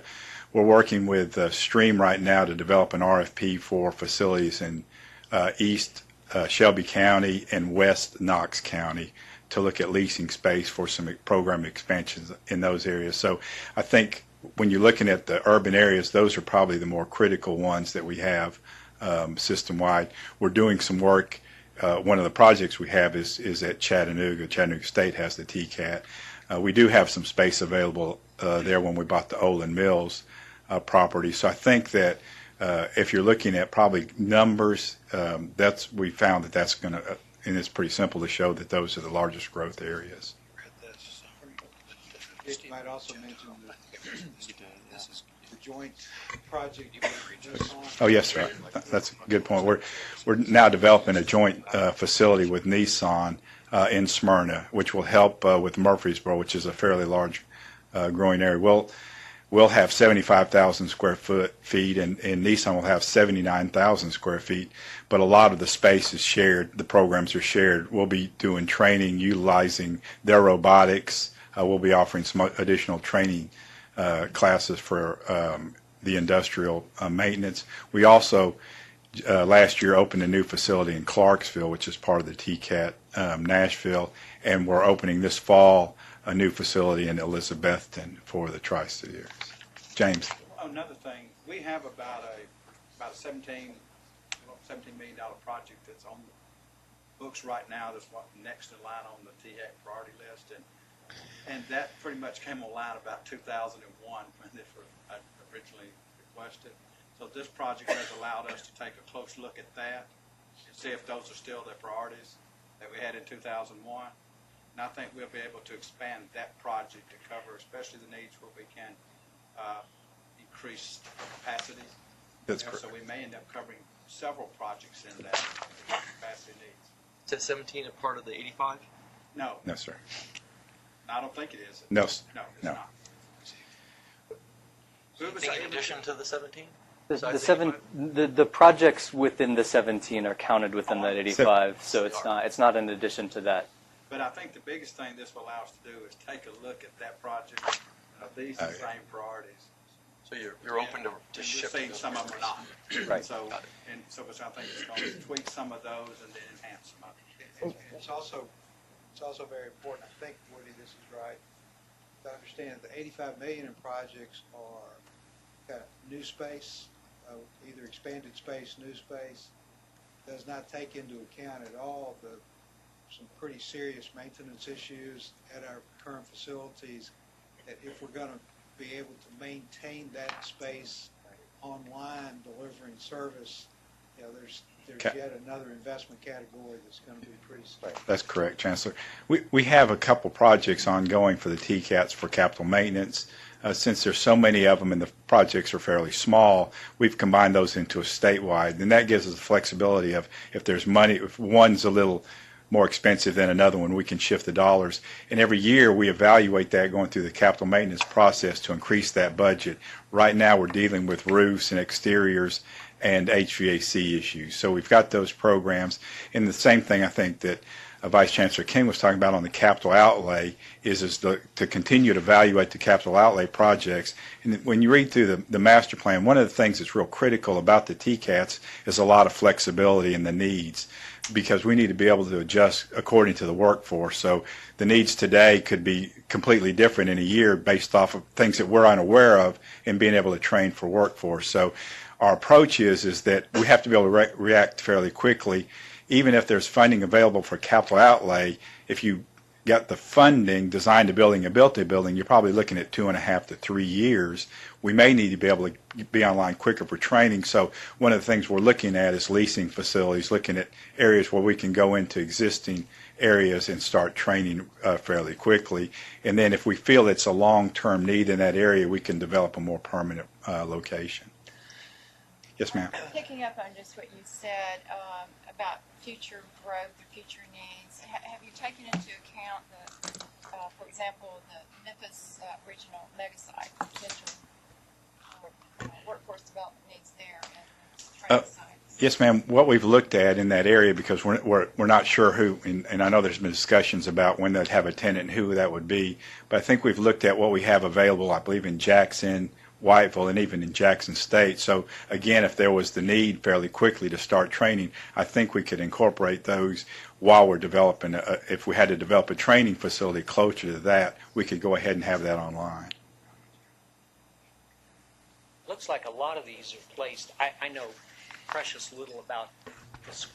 I admit that. Do they go for, is it like a day-long sessions? You drive there, you spend the day, and then you leave? Is that James, you want to the way that's programmed? So it's not you're taking a class and you're going and you're and most of these are placed in really rural areas. I think Chancellor can probably tell you how we got to where we are. Logistically, you generally put schools where people are. I'm just curious about how we ended up with them spread like this. I know Burgoynesville. I've been to Burgoynesville. There are some, and James can give you a much greater history of this than I can, but there are some in very, very rural places. There are other in fairly populated areas. Memphis, right. Large population centers. What that represents, though, really is the old area vocational technical schools that were part of the State Department of Education until the early 1980s. The area vo-techs really were, I guess, created, Roy, back in the 50s and early 50s and 60s as programs offered by the State Department of Education for vocational training in those areas, and they were spread out across the state, both rural and urban areas. In the early 80s, those jurisdictions for those schools were moved to the border regions. Right. So the schools were where they were when we got them. This probably is a little bit of an overstatement, but utilization in all of those schools is fairly high. In many cases, the rural locations we have are pretty much maxed out in terms of folks. There's not a lot of surplus space in the TCATs. There are a few where there's some room to expand, and for one reason or another haven't grown as fast as others. But it's a fairly heavily utilized system. both in terms of physical space and also the success of classes in terms of completion and placement. Very high completion rates, very high placement rates, all across the whole system. Chancellor, you're right. The rural areas probably penetrate their communities better, and I think that's why we're looking at the urban areas probably are not penetrating their communities.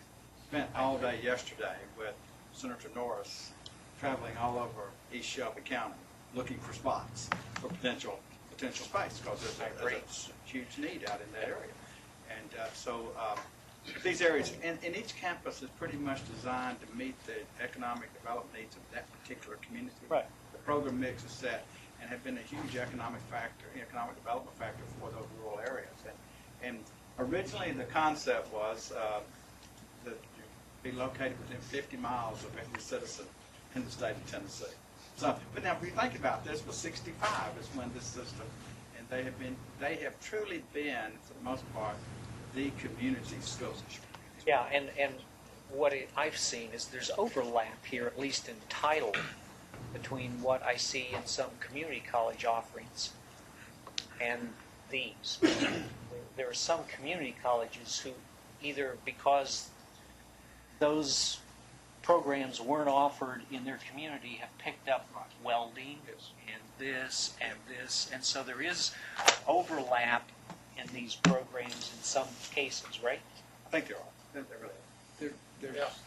There's overlap. You probably see more overlap where you are because that was an area of vocational school. Northeast State Community College was because they replicate a number of these. Technical, yeah, right. Yeah. And became a technical community college, Yeah, right. technical institute. But even though there's overlap, what our experience has been, for the most part, it's not true in every case, but for the most part, those programs have operated at near capacity at both institutions.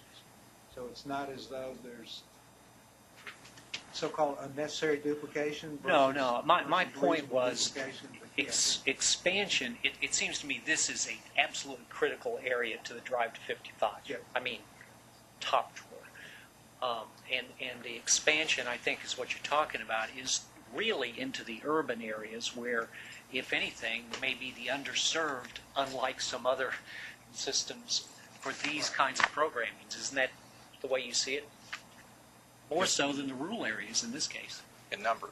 Yes. Numbers. And when you look at that, the expansions and capacity increase on the smaller schools are very small. Yeah. You may be building an extra space or an origin where there's a high need for a particular industry in that area. But I really think that when we really look at for major growth, for leasing a facility in Shelby County, you're going to have the growth almost immediately the size of 3 or 4 small schools put together. Right. So you're going to say that, but I think most of the expansion, when you look at that $75 or $85 million there, it's over 27 campuses, so you have a lot of little spots to improve that campus somewhat. But I do agree with you that when you're looking at whether we go into the Oak Ridge and Maryville area or in Shelby County, you'll see major growth there. Right. And the growth identified in the master plan is really not necessarily tied to the main campus. We may look at expanding, and it could be multiple sites, because what we're trying to do is address the industry needs. So if there's one industry that we have to go because we need to offer some training, we may have one area that we're leasing in one part of their area and a completely different one to make it convenient both for the people we're looking at training for as well as the people that we're wanting to train. So we're really going through a lot of those exercises now with Vice Chancellor King just to figure out, if we're good, what are the best opportunities and the best thing that we can do as far as the money that we'll have to apply for this project. Great. Thank you. Right. Okay. Thank you for we'll give a link to Russ so that the whole document will be online. If you guys want to pull it up and look at it, so you don't have to print out 500 pages, save some trees. Thank you. Thank you, Woody. So now we're getting a little bit more compressed for time, but I did want to make just one quick comment. So as we look at the Drive to 55 initiative to go from 32% to 55%, the analysis showed that roughly about a third of those degrees to meet future workforce demand were going to be certificates. The good news is that it's also the best return on investment because you get them out in a year, and it's relatively inexpensive. and they got an 84% completion rate, 93% job placement rate. So it's a great return on investment. The good news with the bill that we passed last year, the Tennessee Promise makes makes it free for every high school graduate now to go to a TCAT. And with Reconnect, which we don't talk enough about, as Mike pointed out, but with Reconnect, now you can go to a TCAT if you're an adult free of charge. So with almost just for a few exceptions, every single citizen in the state of Tennessee can now go to a TCAT, a place of one of our greatest needs, free of charge. The one other thing that we don't talk about much, that we haven't talked about much, is the fact that at most of those TCATs, and most of the most high demand jobs that we need, there's waiting lists. Now our waiting lists there's a few issues that we're working on to improve the waiting list. The fact is, we're going to announce that we've got this great need, and it's free, and they're going to go to the school and say, I'm sorry, we can't get you in for the next year or two. So this issue that these guys have brought up and where we've got these needs is critical. We had some anecdotal information about, it's Shelby County. We hear it regularly that across the state, most markets, 80% of the certificates are issued by TCATs, 20% by private institutions, and Shelby County, it's the reverse. 80% are being issued by private institutions at sometimes 10 times the cost, whereas the TCAT's only issuing about 20% of the certificates. So it tells you where the needs are, but it was all anecdotal. With this information, now we can look at it very precisely, exactly where we need to invest. I guess the key thing to take away is this is a critical area for investment if we're going to get to the drive to 55. Mr. Chairman, if I could, not to belabor this, but just the Tennessee Reconnect, Tennessee Promise makes it free for the student, covers their fees, doesn't make it free in terms of the state share of the instructional cost, which is a higher share at the TCATs than it is at the other institutions. So there's the other side of it that's got to be there too in order to create possibility. Point. Now I'd like to move to the update on the Race to the Top with Ms. Victoria Harpool. Hi, good afternoon, Mr. Chairman, Dr. Rhoda, and members of the Commission. Just a real brief update on what's going on with Race to the Top. As you recall, this grant has been a 4-year process for us here in Tennessee. We were very lucky to receive $500 million in 2010. At THEC, there have been 8 projects that have been funded through Race to the Top. We are very lucky that 3 of them have been awarded extensions by the U.S. Department of Education. That's our Integrating Common Core into Higher Education, the Teacher Training Report Card, as well as the College Access and Success Network, which Troy will tell you a lot more about their successes when he speaks to you. So kind of what have we done with the $20 million we had at THEC? Over 2,000 faculty, staff, and students have benefited from the online resources we've created. Over 700 K-12 teachers have received high-quality professional development from our higher education institution faculty.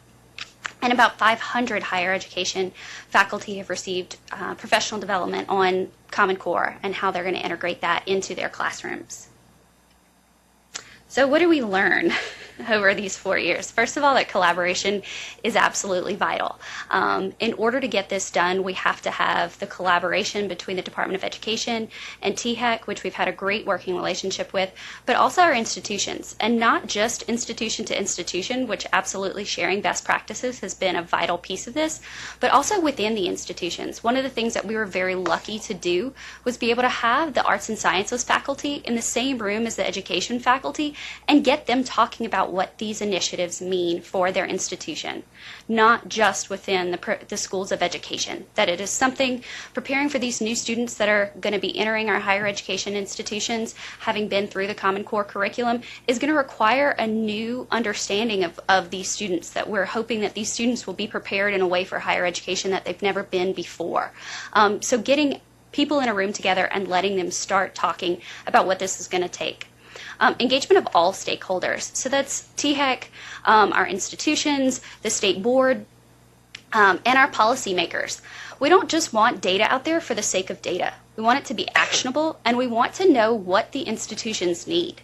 That has been a real focus, and you'll see one of the projects that we did in that pursuit to try to figure out what do the institutions need, what do you want to know about that's going to be helpful in you to make some data-driven improvements to your programs. The last one, that data collection and maintenance is a challenge. When we came into Race to the Top and starting to collect some of this data on teacher preparation programs, there was some data that we thought, oh yeah, this will be at people's fingertips. That wasn't always the case. Things that we thought that our campuses would have, ways that THEC or myself thought we were communicating exactly what we needed very clearly over our 43 training programs, that was not always correct. So it has been a collaborative process. It has been one that we've learned a lot from. Our data is of the highest quality now, but it's been 4 years in the making to do that. So we learned just how difficult that can be. So one of the projects, and I talked about collaboration, one of the things that we wanted to know from the institutions is, what do you want to know if it affects the future effectiveness of your program completers? So we got together our training institutions, THEC staff, as well as staff from the SAS Institute, put them all in a room together and say, okay, what do you want to know? And the goal, of course, is to give our institutions a chance to make those data-driven decisions. We ask our programs to continuously improve, but one of the things we were very lucky to do with Race to the Top was give them some financial backing to be able to start doing the research to try to make those improvements. So what we looked at were 8 key areas that were identified as places that our institutions were interested in. We put out a state report looking at all of these questions, and I'll give you some examples of one of the ones that we looked at. And each of the 32 institutions that participated in data collection will receive a report specifically for their institution. That will be private for only that institution, but let me give you some examples of 2 of the things we looked at. So one of the questions that our institutions usually asked was, okay, they got their initial endorsement in, let's say, history. That's what we train them for. But we all know, due to staffing shortages, particularly in our STEM areas, that just because we trained you initially in chemistry doesn't mean that that's the subject that you're going to be teaching. So what we looked at is, when an institution trains you to teach chemistry, what if you teach math? Is that necessarily a bad thing as far as the outcomes from your students? What we saw is that, with the exception of reading and language arts, there really was not a difference. So we don't need to be as scared when we train our students to teach math and they end up teaching biology. Okay, we're doing a good job of cross-training them. English language arts, we know, may be a target area that we want to look at some more, but for the most part, we're doing a good job of cross-training our students to be able to teach math if they were originally trained in science, or history if they were originally trained in English. So I thought that was very positive. Another one we looked at was transfer status. So was there something different in the way that people were trained at a community college and transferred, as opposed to were trained at a 4-year institution and transferred to the institution that then put them up for a license? And what we saw was that there was no difference in the performance of people who transferred credits from a community college as opposed to those who transferred from a 4-year institution. One of the other big projects, and again this was a collaboration effort, was to bring high-quality professional development to K-12 teachers utilizing the expertise of our higher institution faculty. Brought together members of the education faculty as well as members of the arts and sciences faculty to promote the innovative practices that we're hoping to see mimicked in the high school curriculum and in our high school classrooms. So we were very glad 29 grants were given across 8 institutions, and we had over 700 K-12 teachers receive this professional development.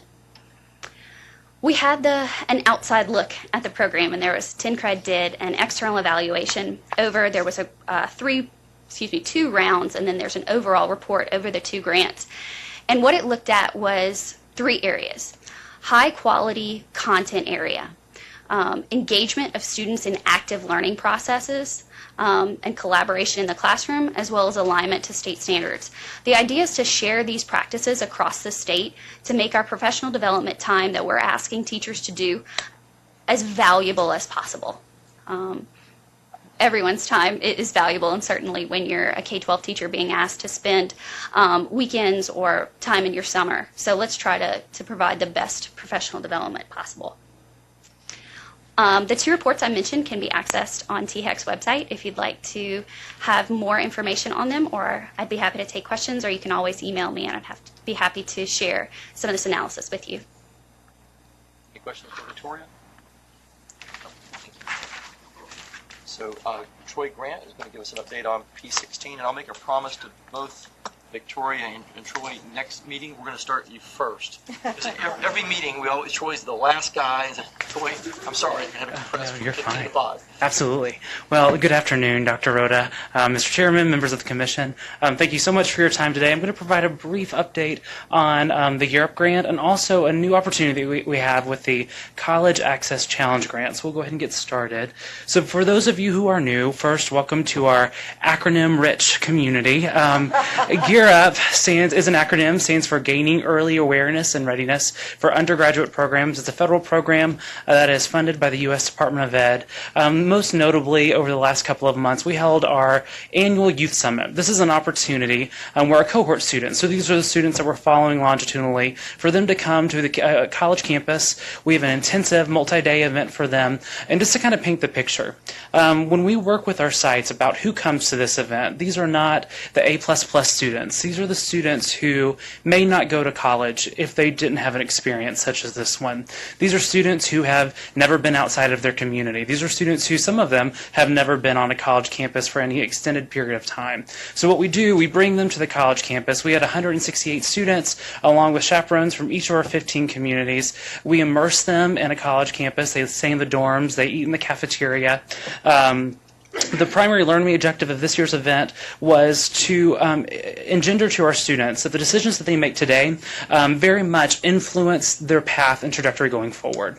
These students are at a critical moment in their education. They are transitioning from middle school to high school. Things like grades matter going forward, and that's kind of the learning outcomes that we wanted our students to walk away with that information. So we partnered with the Public Education Foundation and the Tennessee College Access and Success Network, which we have representatives from in the back who are very integral in pulling this event off this year. We did it a little bit differently. We brought in faculty from a variety of colleges across the state. These were admissions folks, financial aid folks, to serve as faculty to our students. What was wonderful about this, it not only brought content experts around what our students will be going through over the next couple of years, it also engendered a connection between our sites and the institutions that serve them in their area. You can see a group of some of the summit activities that we had, but I do want to show you, here's some pictures, a real quick video that does give you a good sense of what was accomplished and some of our students' reactions to this particular event.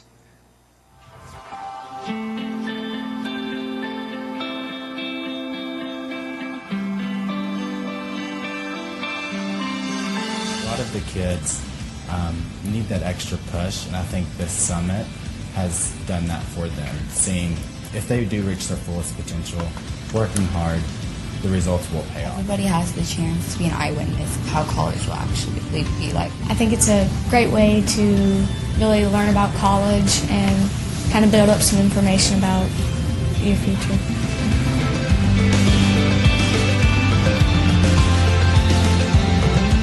I've learned that dorm rooms are not as big as I thought that they were.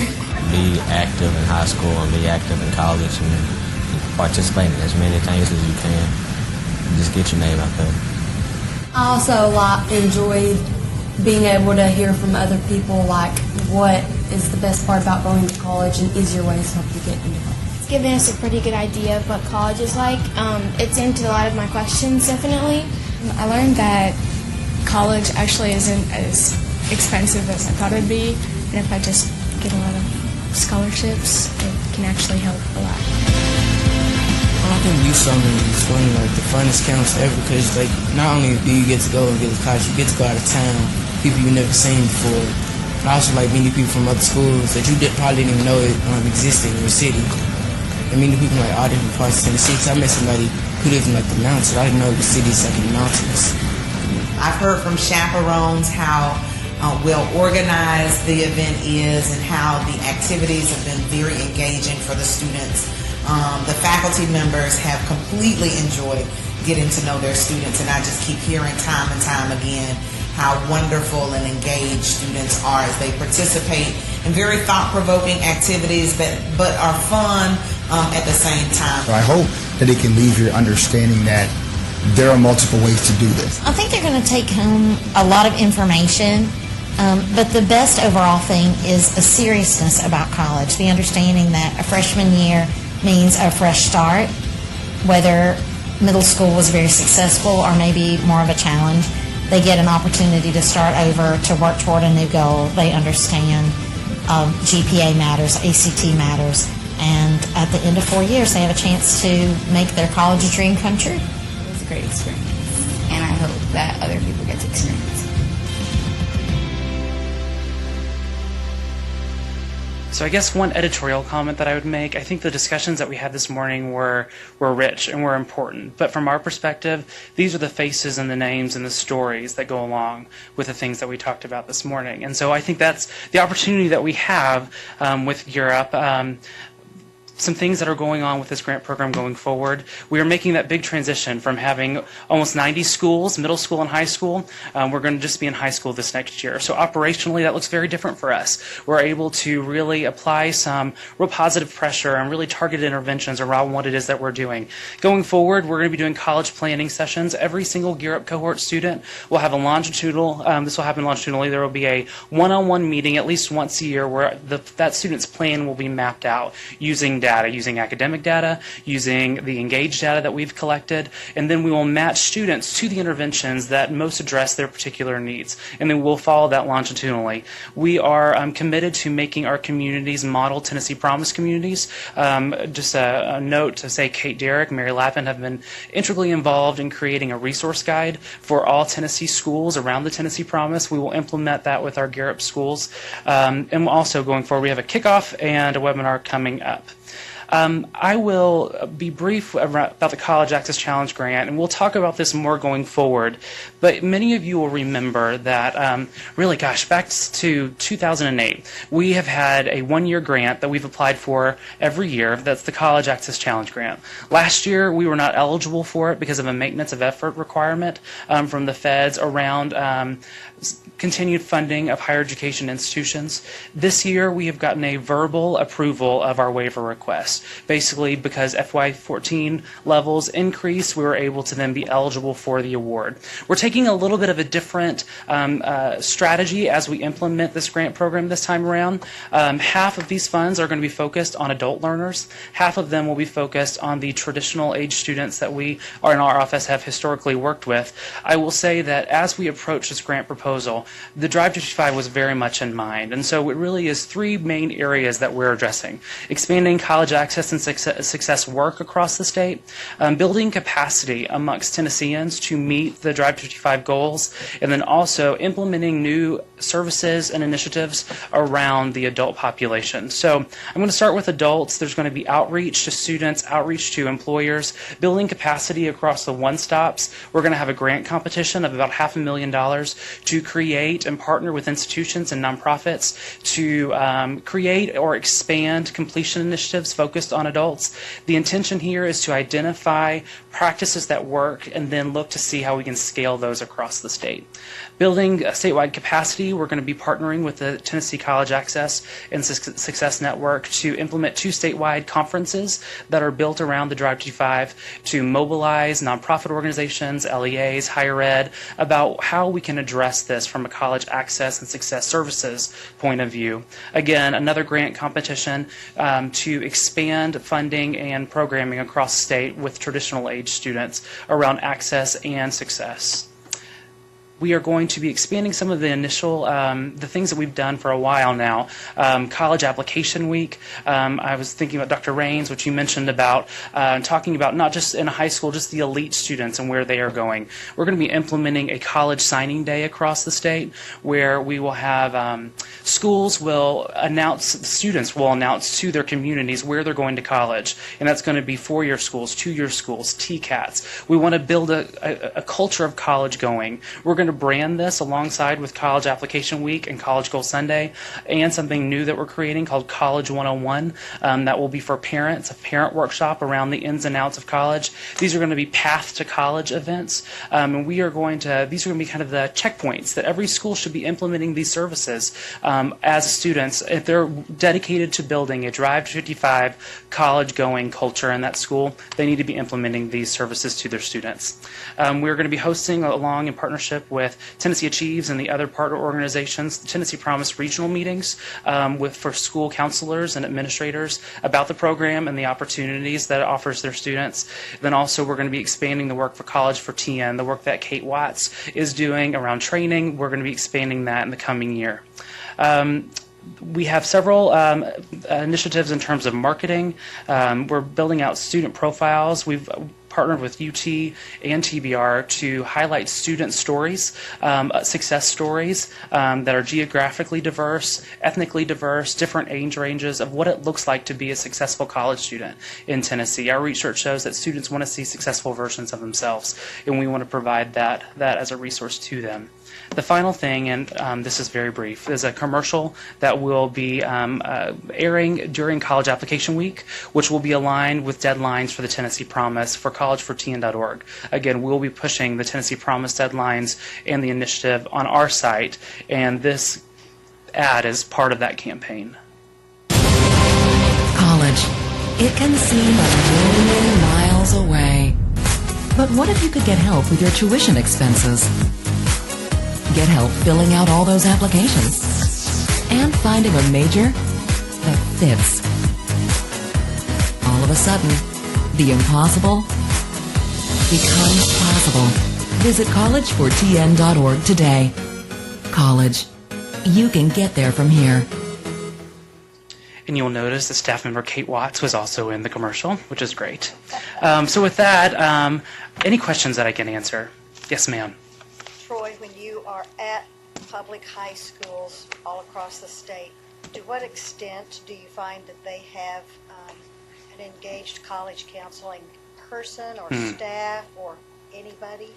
So I would say that it varies quite significantly across state, and I would say the majority of our schools do not have such a person. I think that our Gear Up model was built on the fact that there was a void in terms of college counseling in most of our high schools. I think that you see nonprofits filling the gap, like the Ayers Foundation, Ready, Tennessee Achieves, but in terms of school staff that are dedicated to this work, it's not where it needs to be if we're really going to make a difference in terms of college going. And I think that's what we are trying to identify with Gear Up. What are the elements of that are most effective, and then how can we scale that statewide? Which there used to be one in every high school 40 years ago. Well, and you see the school counselor is increasingly taxed in a variety of areas. Great, thank you. It is something that the governor looked at last year, and putting in a college counselor, legitimate college counselor in every high school for every 300 students, and the fiscal note was about $19 million a year. So it just wasn't a possibility, but it's definitely probably one of the best investments we can make. But just we got to find the money. In so many ways in the education arena, we find ourselves giving up programs that we've always had, and they always seem to work well. But budget constraints or whatnot, we move away from those, and 35 years later, people reinvent them when they used to be a part of the structure. There's an independent school here in town right now that I'm on the board of, and it's a fine, fine school. And they recently started having what they call morning advisory groups, so that there's one teacher that lays eyes on all those students every single morning. And it really gives you a good understanding of where that student might be, family-wise, personally, emotionally. When they first started this program, I said, "You mean what you're having is homeroom?" And they said, "Well, yeah, I guess some of the old people, like me in the room, remembered what homeroom was, but it was a new invention." College counselors, we used to have them in every school. Well, before we conclude, I'd like to make two motions, and then we can have open discussion if there's any additional things. The first motion is around something I mentioned earlier, and that was the idea of having board advisors, an adjunct group that's independent of the board that can come in and provide us a national or maybe global perspective. And I'd like to motion that Dr. Rhoda and the THEC staff recommend up to 3 potential board advisors for us to consider at the next board meeting, all of which, if there's a fee, to be paid for by independent grant funding. So moved. Any conversation? Yes, sir. So why limit it to 3? Just two things. One, let's start with a small group and then expand just to see if it works. And the second is, I know I've talked to two of the people, and they'll need to be paid, and so we want to make sure that we can afford them. And we do have grant funding for 3 already. What if you have a different need? Then you have we could change. I think it could be mid-year. Yeah, it's not going to be. It'll be a meeting by meeting agreement. We're going to be under contract with them, so we're basically hiring consultants to come in. Right. And I think it's a great point. At times, we might want to bring in somebody that's an expert on competency based. Go, right?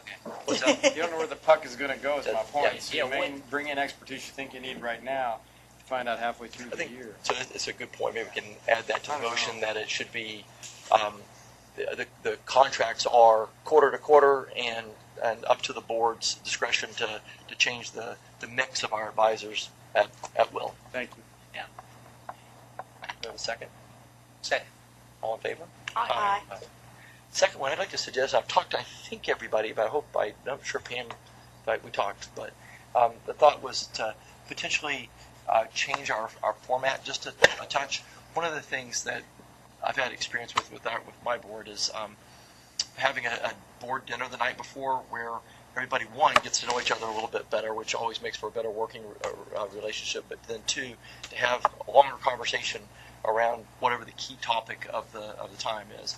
And so the suggestion would be to have a board dinner the night before, and we would have at least one or several key THEC staff with us to help guide in the conversation. And then second, if we're getting together the night before, maybe we start 30 minutes earlier, maybe start at 9:30, have lunch at 11:30, start back at 12:30, finish at 2:30. So that's a motion for that schedule. I have a second. Second. Any discussion? We didn't get a chance to talk, so anybody that says, no, I just don't want to come to Nashville the night before. Okay. All in favor? Aye. Any other new business? Okay, Dr. Roden? Next commission meeting, regular meeting is November 20th, Thursday, format here. I will hold to that promise that Troy will help start us off at that meeting. And actually, I guess there will be some pretty exciting news around Tennessee Promise at that point because all the applications will have been in.